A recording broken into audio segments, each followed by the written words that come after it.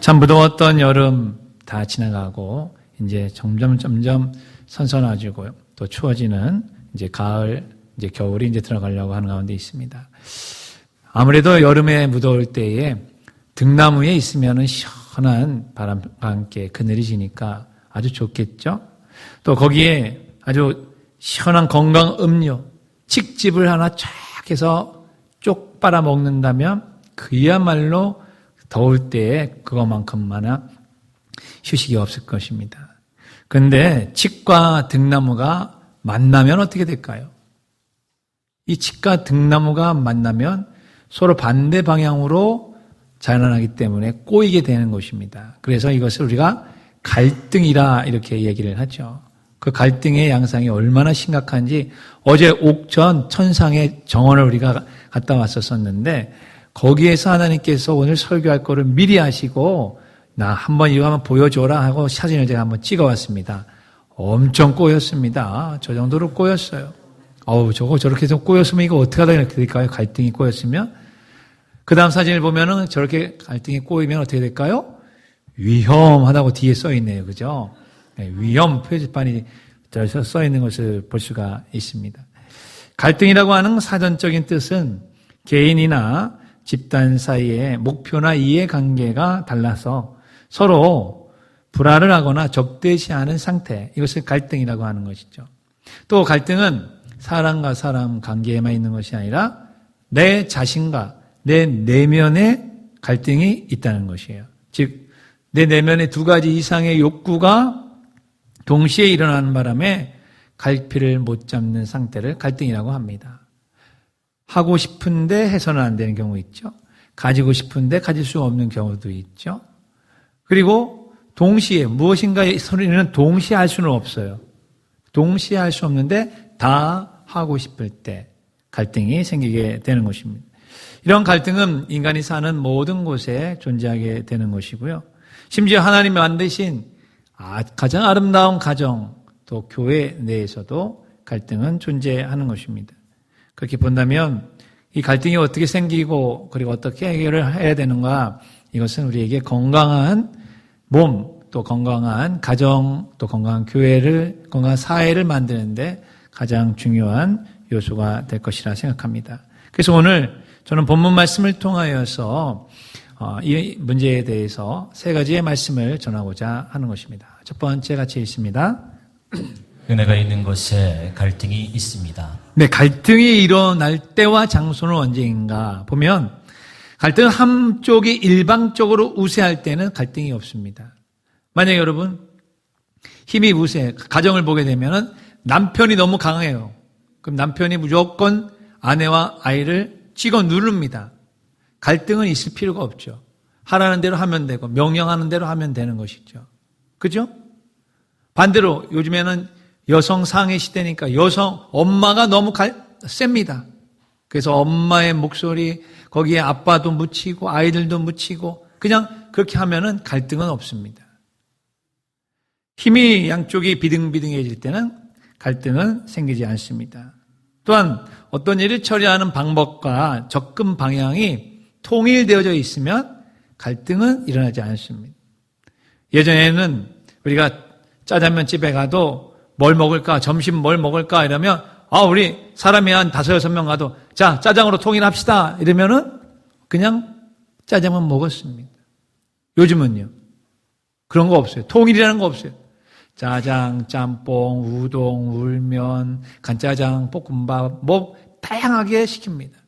특별히 카페에 가서 여러분 커피를 시킬 때 보십시오.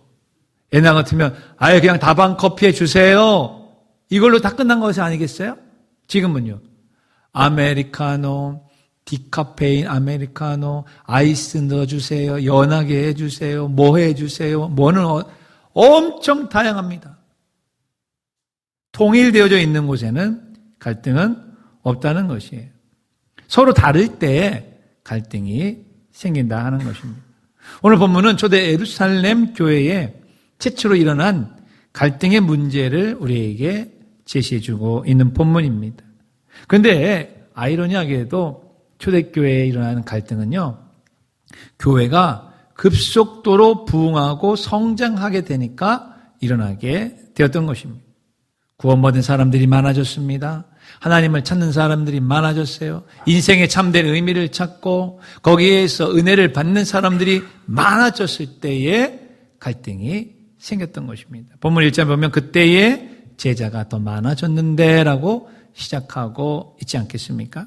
그러므로 여러분, 교회 내에서 갈등이 일어난다라고 하는 것은 그 교회가 지금 성장하고 있고 부흥하고 있고 사람들이 몰려오고 있고 그 사람들로 인해서 서로 다름이 계속해서 나타나고 있다는 사실을 반증한다는 것 깨달으시기를 간절히 바랍니다. 이것은 가정과 직장도 마찬가지일 것입니다. 직장 내에 인력들이 계속해서 수급되고 있으면 갈등들이 생기게 되어져 있어요. 그러나 여러분, 망하는 직장에 가보십시오. 갈등이 일어나는가.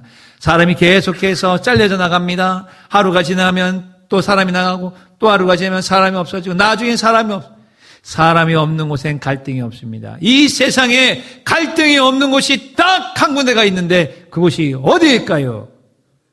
공동묘지입니다. 그곳에는 갈등이 하나도 없어요. 죽음이 있는 곳, 죽어 있는 곳에는 갈등은 없어요. 하지만 살아있는 곳, 그리고 무엇인가 활발하게 움직이고 있는 곳에는 갈등이 생길 수밖에 없다 하는 것입니다. 그렇다면 과연 어떤 교회가 갈등이 일어날 만큼 잘 되고 부흥하는 교회가 될까? 제가 설교를 준비하다가 이런 글이 있어서 한번 제가 발췌를 해봤습니다. 되는 교회는 웃음꽃이 가득하고 안 되는 교회는 근심 걱정이 가득하다. 맞아요, 틀려요? 맞죠? 자, 두 번째 같이 한번 읽어보겠습니다. 되는 교회는 감사와 기쁨이 주식이고 안 되는 교회는 불평과 원망이 부식이다. 이때의 주식은 여기 주식 투자하는 그런 주식이 아닙니다. 주된 음료, 주된 먹는 거를 말하고 있는 거예요. 감사와 기쁨. 하지만 안 되는 교회는 뭐예요? 안 되는 가정, 안 되는 직장은 원망, 불평, 계속 불쏘시개가 되는 것이죠. 세 번째 같이 읽을까요? 되는 교회는 똘똘 뭉쳐 하나가 되고 안 되는 교회는 뿔뿔이 흩어져 콩가루가 된다. 자, 네 번째도요. 되는 교회는 잘 될 이유를 말하고 안 되는 교회는 안 될 이유만 말한다. 이런 경우 많잖아요. 그죠? 뭔가 일을 하나 프로젝트가 있으면은 해보자, 할 수 있다, 이렇게 하면 될 거야, 저렇게 하면 될 거야. 다양한 의견들이 나오는 그런 교회는 잘 될 겁니다. 그런데 뭔가 일을 하자 그러면 아유, 해봤는데 안 될 거야. 대도 안 해. 옛날에 해봤어. 지금도 안 돼. 아, 우리는 못해. 돈도 없고 자원도 없고 안 될 거야, 안 될 거야. 여러분, 우리 교회는 되는 교회일까요, 안 되는 교회일까요? 되는 교회예요, 안 되는 교회예요? 확실하게 이야기하세요. 되는 교회가 되는 것이죠. 다섯 번째 한번 읽어보겠습니다. 되는 교회는 칭찬과 격려에 침이 마르고 안 되는 교회는 원망과 비난에 날밤을 새운다. 칭찬, 격려, 위로, 배려, 애의. 제가 아주 계속해서 강조하죠. 적어도 우리는 그리스도인으로서 예의 범절을 가지고 서로를 대하는 그리스도인이 되자. 이렇게 말이죠. 여러분, 인간이라고 하는 존재가 예의와 범절이 없고 배려가 없다면 얼마나 삭막하겠느냐 하는 것입니다. 여섯 번째, 되는 교회는 어떤 교회일까요? 되는 교회는 사람이 들끓고 안 되는 교회는 해충만 들끓는다. 구구절절이 맞습니다. 일곱 번째, 되는 교회는 잘해보자 말하고 안 되는 교회는 해보나 마나 뻔하다라고 말하고 있어요. 그죠? 직장에서도 마찬가지 아니겠습니까?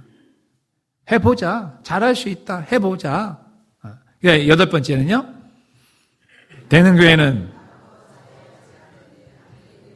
너나 잘하세요. 항상 이 검지를 해가지고 너 당신이나 잘하고 이렇게 지적질을 많이 하죠. 되는 교회는요. 나부터. 나 하나쯤이야가 아니라 나로부터 시작되고 나로부터 열심히 하고 나로부터 희생하고 나로부터 자원하고 나부터 이것이 우리 교회에 있기를 간절히 바랍니다. 다음에 아홉 번째는 뭘까요? 되는 교회는 가슴을 맞대고 안 되는 교회는 등을 맞댄다는 건 뭐예요? 서로 원수졌다는 거 아니겠어요? 가슴을 맞댄다는 것은 서로 포옹하고 안아주고 배려해주고 이게 얼마나 아름다운 그런 강경이냐는 것이죠. 마지막은요. 되는 교회는 친절이 상표이고 안 되는 교회는 교만의 상표이다. 여러분, 이 교회라고 하는 이 단어에다가 내 개인, 내 가정, 우리 교회, 우리 직장, 우리 나라 이걸 대입해 보면 그 원리는 똑같을까요? 다를까요? 똑같죠. 똑같습니다.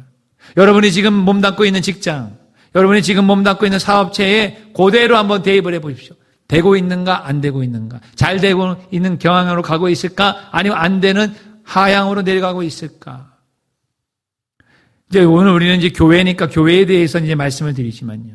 자, 우리 교회 그렇다면 잘 되는 쪽으로 가고 있는 잘 되는 교회일까? 아니면 안 되는 교회일까? 부흥하는 교회일까? 성장하는 교회일까? 여러분의 생각은 어떻습니까? 우리 교회가 잘 되는 교회라고 생각하시면 아멘 하시기 바랍니다. 이유가 있어요. 그 이유는요, 우리 교회가 지금까지 당면한 모든 일과 모든 사업에 모든 성도들, 중직자들을 포함해서 모든 성도들이 솔선수범하고 희생하고 헌신하여 여기까지 온 줄로 믿습니다. 여기까지 인도하신 에베네셀 하나님이 오늘도 함께 하시는 임마누엘 하나님이 될 것이고, 더 나아가 내일을, 미래를 책임져 주시는 여호와 이레의 하나님이 되실 줄로 믿습니다. 그렇게 본다면 이런 모습이 11월 29일 날 있을 이 제1회 영혼을 울리는 사랑의 음악회에도 이어질까요? 안 이어질까요? 이어질까요? 안 이어질까요? 이어지게 되겠죠. 12월 29일 날 영혼을 울리는 사랑의 음악회, 오늘 이제 저부터 현수막이 걸렸는데 12월 29일 날 처음 하는 우리 교회 음악회입니다. 어떤 분들은 그런 생각, 왜 갑자기 음악회를 할까? 아니, 우리 교회에 누가 전문가가 있다고. 아니, 우리 교회에 뭐 내세울 게 뭐가 있다고. 왜 음악회를 하는 것일까? 그러면 우리 교회 삼계탕은 여러분 뭐 내세울 게 있어서 삼계탕 봉사했어요? 13회까지 삼계탕 봉사를 그렇게 13년 동안 했을 때 그 삼계탕이 우리나라에서 최고의 삼계탕이었어요? 아니잖아요.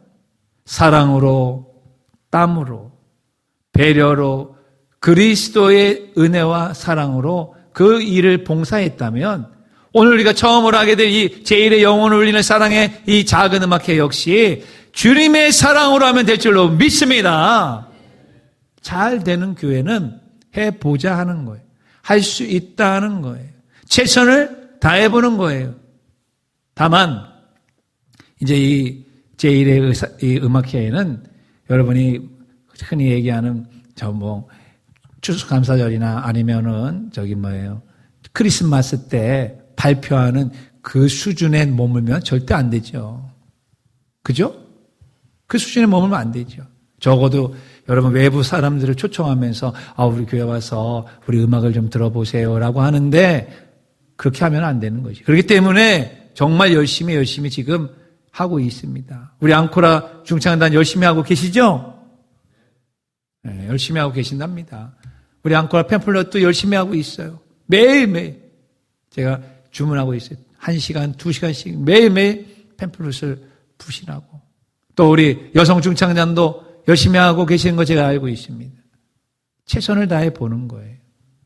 결과는 주님이 책임져 주실 줄로 믿습니다. 그래서 우리는 우리 온양성결교회가 부흥하고 성장하는 교회로 계속 자리매김을 해 나가야 된다 하는 것입니다. 왜냐하면 교회의 부흥과 성장은 은혜와 감사가 넘칠 때에 발생하는 것이다 하는 것이에요. 또 은혜가 없는 교회는 부흥 성장할 수가 없습니다. 그런데 그 은혜를 사람이 만들 수가 없다는 것이 가장 큰 문제가 되는 것이에요. 그러니까 은혜가 넘치는 교회는 주님이 만들어 주셔야 되는 것이. 그 주님께서 우리에게 놀라운 사랑과 또한 주님의 십자가의 은혜에 대한 공감, 감사, 감격이 넘치게 우리를 만들어 주실 때에 교회는 은혜가 넘치게 되는 것입니다. 그래서 에베소 2장 8절, 9절을 같이 한번 읽습니다. 너희는 그 은혜에 의하여 믿음으로 말미암아 구원을 받았으니 이것은 너에게서 난 것이 아니요 하나님의 선물이라. 행위에서 난 것이 아니니 이는 누구든지 자랑하지 못하게 하면. 이런 놀라운 은혜로 구원받은 백성이 교회에 늘어나니 얼마나 좋겠습니까? 그것이 바로 천국이겠죠. 그런데 그렇게 은혜가 많고 구원받는 영혼이 늘어날 때에 바로 갈등이 생겼다는 것입니다. 오늘 보면 1절 보면 그때의 제자가 더 많아졌는데 헬라파 유대인들이 자기들의 가부들이 매일의 구제에서 빠졌다. 가부들은 그 시대나 지금이나 정말 열악하고 어려운 사람들의 대표적인 사람들입니다. 남편도 없습니다. 거기에 자식도 없고 경제력이 없다면 살 길이 막막한 거 아니겠습니까?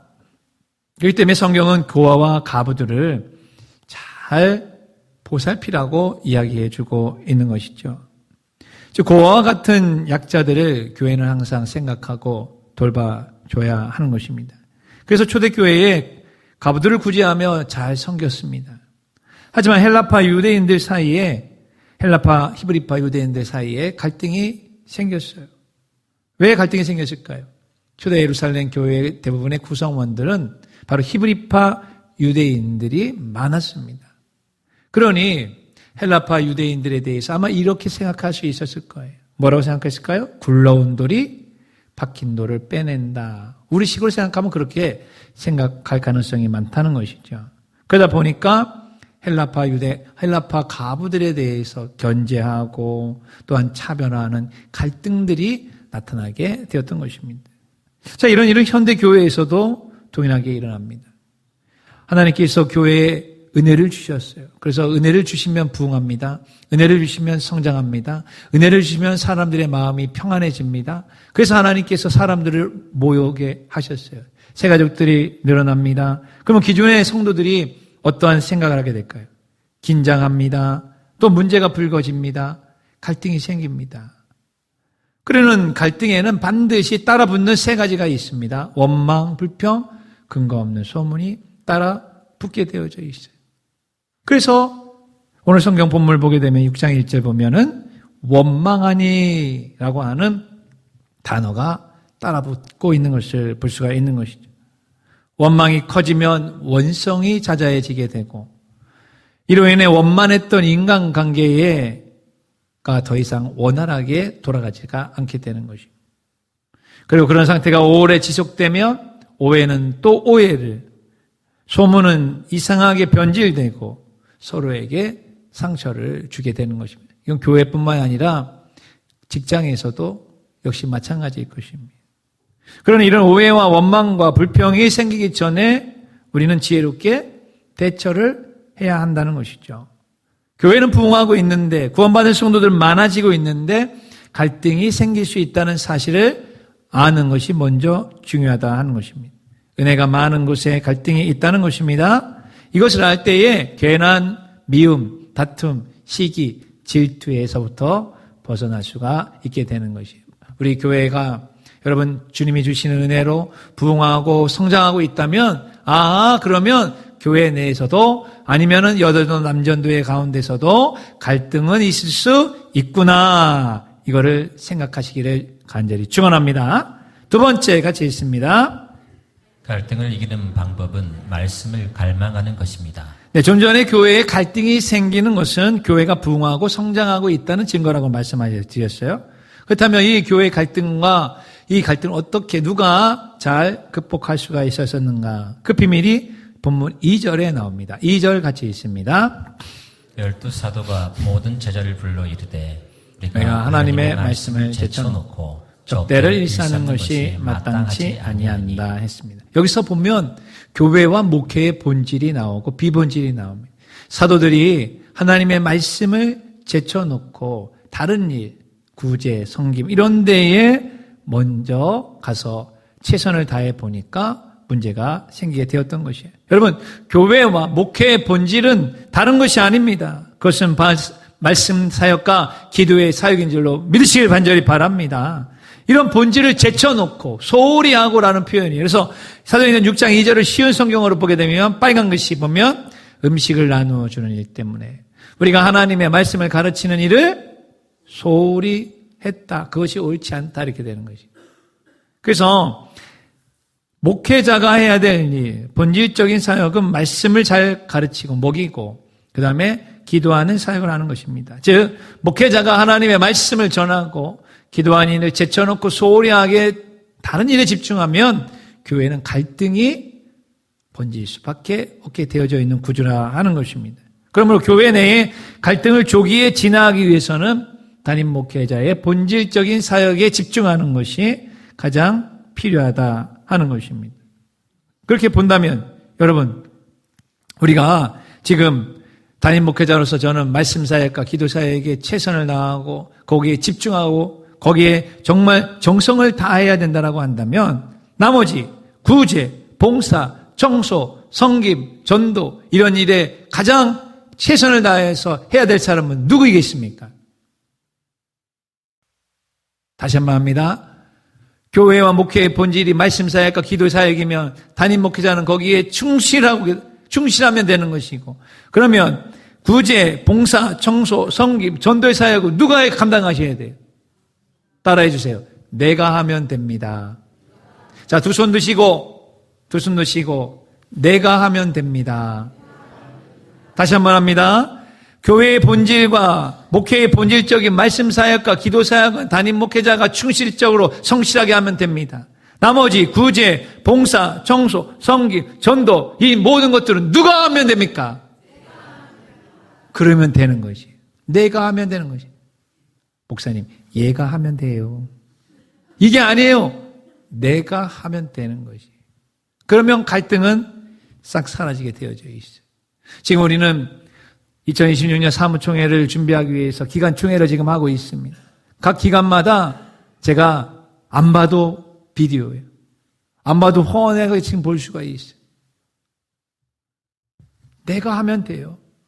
내가 해볼게요. 내가 자원해 볼게요. 기쁨으로 내가 주의 일을 한번 감당해 볼게요. 얘가 하면 됩니다. 오지도 않는 사람한테 이 사람을 시켜야 됩니다. 여러분, 이런 일들은 절대로 있어서는 안 될 것입니다. 왜냐? 우리 교회는 되는 교회니까. 우리 교회는 성장하는 교회인 줄로 믿습니다. 그렇기 때문에 그런 마인드를 가져야 된다 하는 것이에요. 제가 오늘 설교를 준비하면서 이렇게 교회 내에서 일어나는 갈등의 이 불씨를 이제 딱 점검하기 위해서 놀라운 비밀 하나를 발견하게 된 게 있는데, 그것이 무엇인가 하면 갈등의 불씨를 끄는 소방수가 있어요. 소방수. 갈등의 불씨를 끄는 소방수는 무엇일까요? 그게 바로 갈망입니다. 갈망. 갈망이 갈등의 불씨를 꺼버리는 소방수의 역할을 하는 것입니다. 즉 말씀에 대한 갈망, 주님과 교제하고 싶은 갈망, 주님의 임재 가운데 들어가고 싶은 갈망, 주님을 만나고 싶은 갈망, 이 갈망이 있을 때에 교회 내에서 일어나는 인간관계의 갈등, 조직간의 갈등, 높고 낮음, 누가 더 크냐 낮으냐라고 하는 갈등의 문제들이 싹 사라질 수가 있게 되는 것이에요. 그래서 사도행전 6장 4절 보면은 사도들이 했잖아요. 우리는 오로지 기도하는 일과 말씀 사역에 힘쓰리라. 갈망하면서 그 일에 힘쓰겠다, 이런 뜻이겠지 않겠습니까? 즉 교회의 모든 성도들이 말씀에 대한 갈망, 성령에 대한 갈망, 기도하고 싶은 갈망, 전도하고 싶은 갈망, 이런 갈망이 완전하게 서로가 같이 있을 때에 갈등의 불씨는 고개도 못 내밀고 꺼지고 마는 것입니다. 그래서 우리가 갈등 신자가 아닌 갈망 신자가 될 때에 교회는 계속 부흥과 성장을 이룰 수가 있다는 것이. 자, 한번 따라해 주시기 바랍니다. 갈등 신자가 아닌 갈망 신자가 됩시다. 예, 그것이 바로 시편 기자가 우리에게 주고 있는 하나의 큰 이야기일 수도 있을 것입니다. 시편 42편 1절을 보게 되면은 하나님이여 사슴이 시냇물을 찾기에 갈급한 같이 내 영혼이 주를 찾기에 갈급하나이다. 2절은 같이 한번 읽어볼까요? 내 영혼이 하나님 곧 살아계신 하나님을 갈망하나니 내가 어느 때에 나아가서 하나님의 얼굴을 배울까. 하나님을 갈망한다. 갈망한다.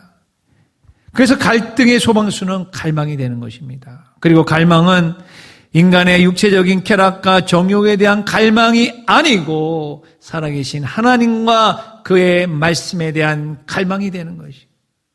하나님의 거룩함에 대한 갈망, 하나님의 마음을 읽고 그 마음에 동참하고 싶은 갈망, 주님의 복음 사역에 적극적으로 참여하고 싶은 갈망, 이 갈망이 우리 안에 있게 되기를 간절히 축원합니다. 그렇게 되면 교회에는 갈등이 사라지게 되어져 있는 것이.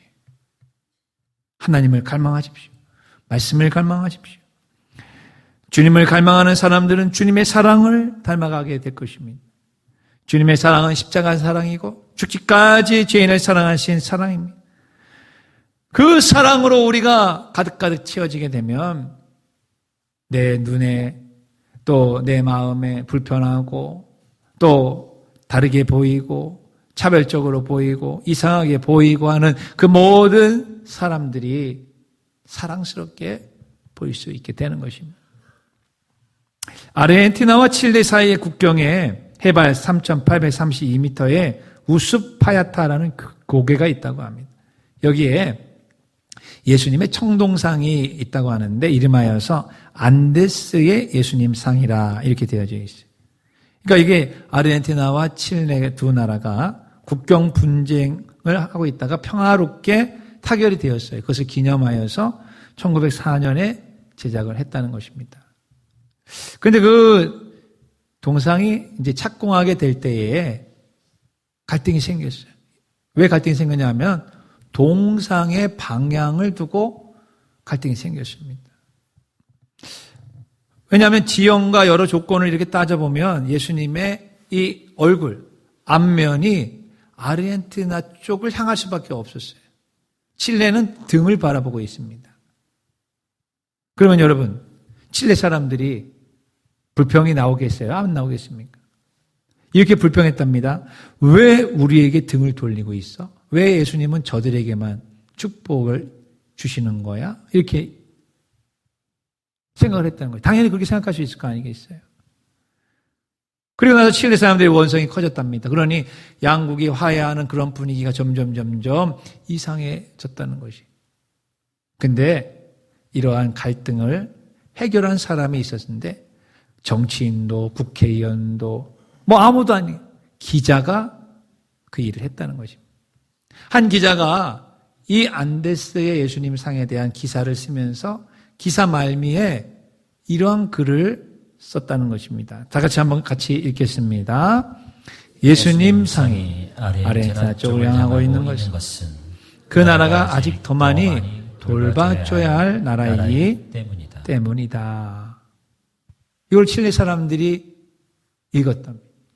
그러면서 아르헨티나 사람들을 예수님이 더 많이 돌봐줘야 되기 때문에 저렇게 예수님 상이 저쪽을 바라보고 있구나.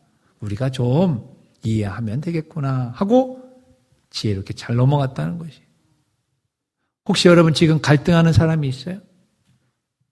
갈등 관계를 맺고 있는 사람이 있습니까? 가정에 있어요? 시어머니예요? 남편이에요? 직장에서 상사입니까? 군대에서 상관이에요? 친구예요? 아니면 교회 내에도 있습니까?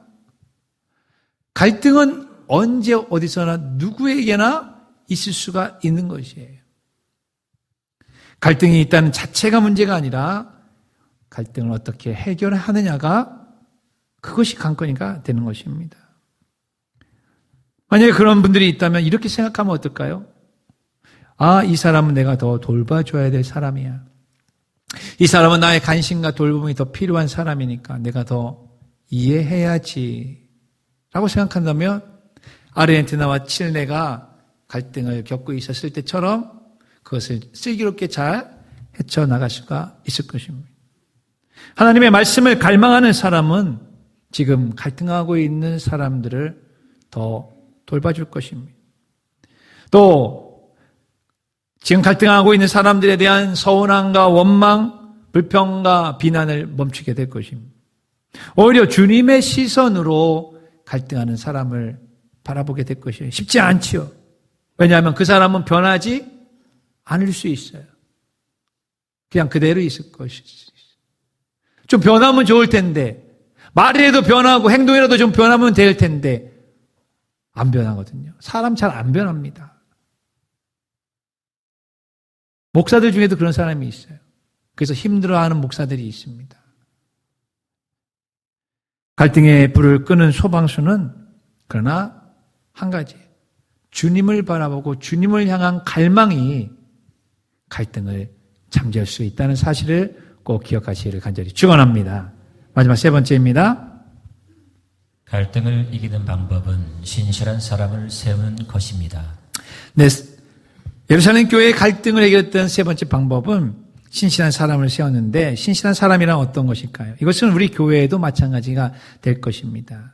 6장 3절 보면 형제들아 너희 가운데서 성령과 지혜가 충만하며 칭찬받는 사람 7을 택하라. 우리가 이 일을 그들에게 맡기고 우리는 오로지 기도하는 일과 또한 말씀사에게 힘쓴다고 사도들이 이야기를 하고 있는 것이죠. 성령 충만, 지혜 충만, 그리고 인간관계에서의 칭찬으로 충만한 사람을 택하라는 것입니다.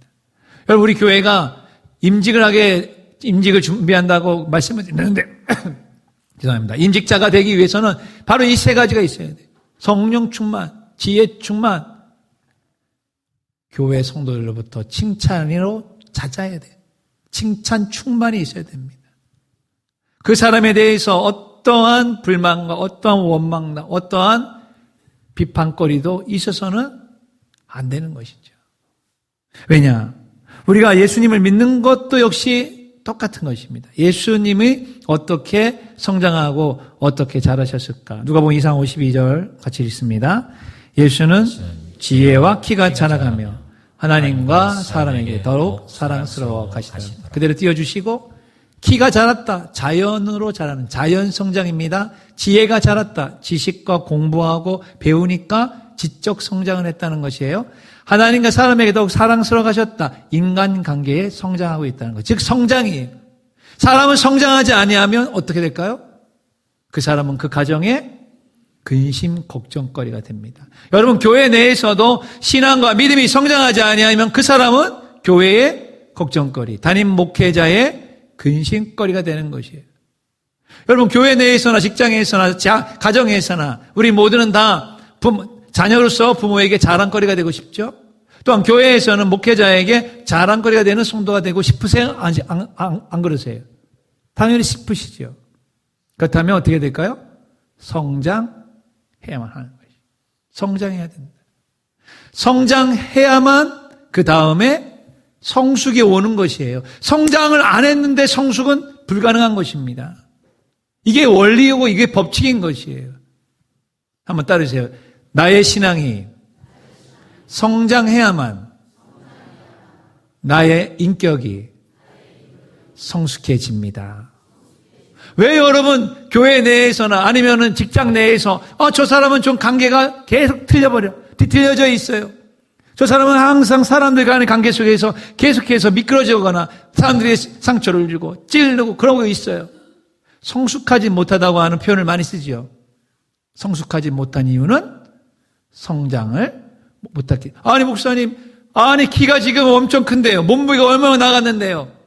나이가 그런 성장을 말하는 게 아니에요. 그건 자연 성장, 키가 자라는 거. 예수님은 뭐가 자랐어요?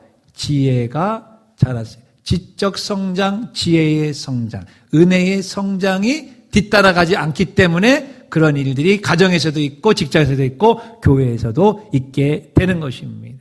그 다음에는 뭐예요? 사랑의 관계의 성장이 있어야 된다는 것이. 우리가 예수님을 믿는다면 이 세 가지의 성장이 우리 모두에게 있기를 축원합니다. 그리고 나서야 성숙이 오게 되어져 있는 것이. 목사라고 예의는 아닙니다. 목사들 중에도 이 세 가지 성장을 모르고 아예 거기에 대해서 신경도 못 쓰는 그러한 목사들도 많이 있어요. 그러므로 성령과 지혜가 충만하고 칭찬받는 인격을 가진 신앙인이 그 교회에 세워지게 될 때 그 교회의 갈등은 사라지고 갈망하는 마음으로 충만하게 되므로 교회가 성장할 수밖에 없는 것입니다. 우리는 갈등의 유발자가 되는 것이 아니라 갈등을 해소하는 사람이 되어야 되는 것이죠. 저와 여러분이 하나님의 나라를 가는 것을 원하세요?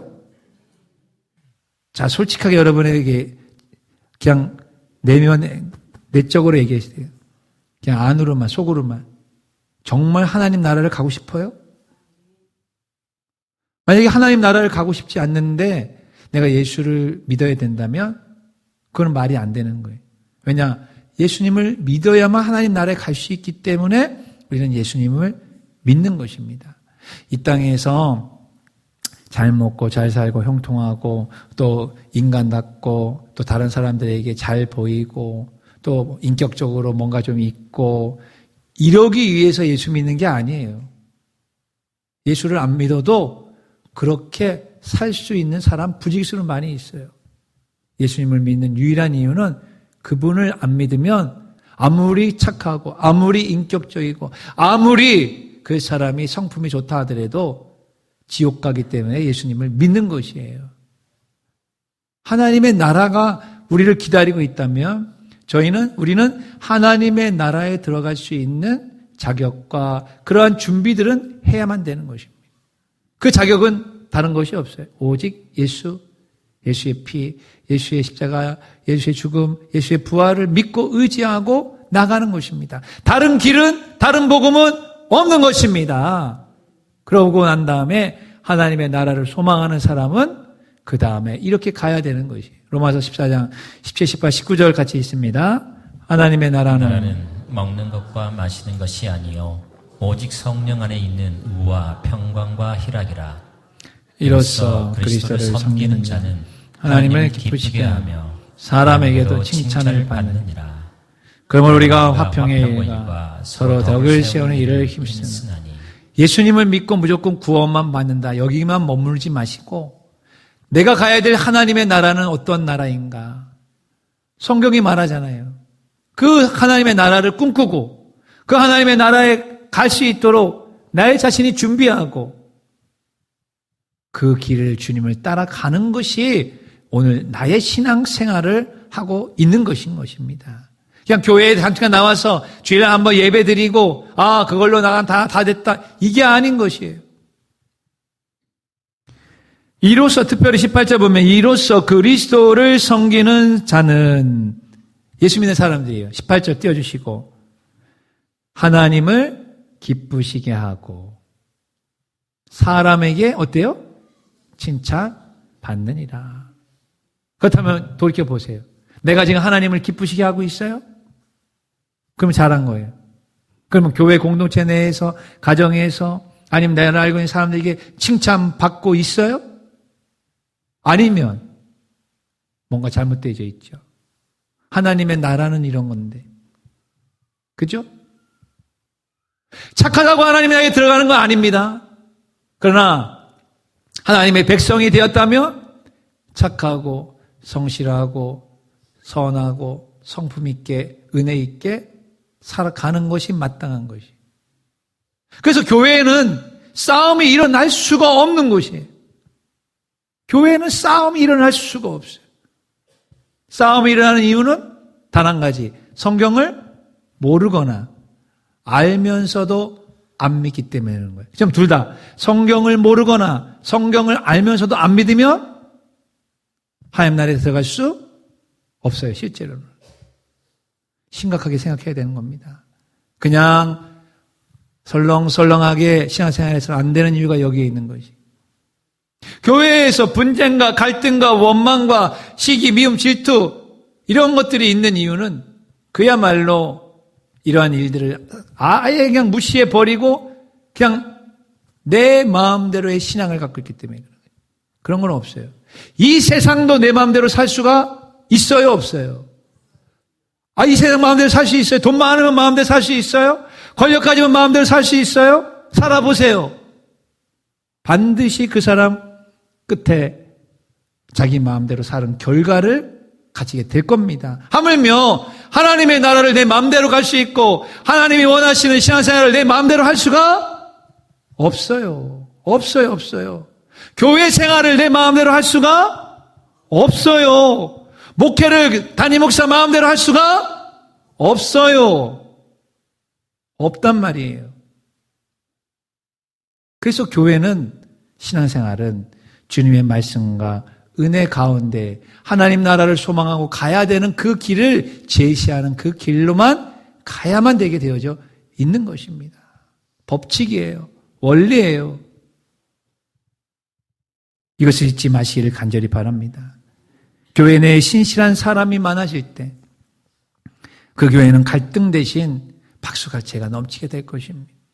주님을 향한 박수, 주님을 신실하게 따르는 성도들의 그 모습, 희생과 헌신에 대해서 존경과 그리고 헌신에 대한 아름다움의 박수들이 막 치게 될 거예요. 그게 올바른 교회입니다. 그게 우리가 꿈꾸는 교회가 되어야 돼요.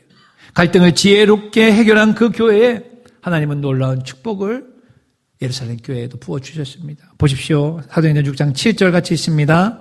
하나님의 말씀이 점점 왕성하여 예루살렘에 있는 제자의 수가 더 심히 많아지고 허다한 제사장의 무리도 이 도에 복종하니라. 더 왕성해지고 더 흥황해지고 오히려 갈등이 부흥과 성장의 불쏘시개 역할을 하게 되었어요. 왜? 갈망으로 가득 차게 되니까. 말씀에 대한 갈망, 은혜에 대한 갈망, 하나님에 대한 갈망이 커지면 커질수록 인간 속에서 나타나는 그 갈등은 오히려 부흥과 성장의 불쏘시개 역할을 하게 되는 것입니다. 말씀을 정리합니다. 세상을 살아가다 보면 자꾸 큰 갈등이 매 순간 우리 주변에 일어납니다.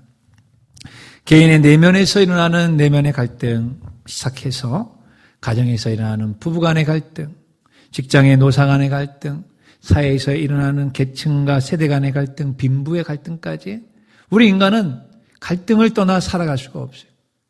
그러니까 어쩌면 갈등 사회에서 우리는 살아가는 것입니다.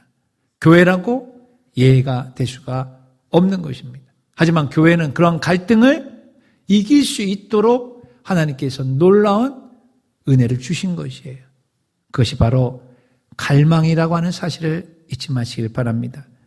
그래서 첫 번째 갈등은 은혜가 있는 곳에 일어날 수 있다는 사실을 알면 우리 교회에 지금 만약에 갈등이 있다. 우리 남녀 전도에 갈등이 있다. 그러면 뭔가 성장하고 은혜가 넘쳐서 이렇게 지금 으쌰으쌰하려고 하는 갈등이 있는가 보구나. 부흥의 전조 증상이 될 수가 있겠구나 생각하시면 되는 것이고, 두 번째, 이런 갈등을 끌 수 있는 방법은 말씀을 갈망하는 것입니다.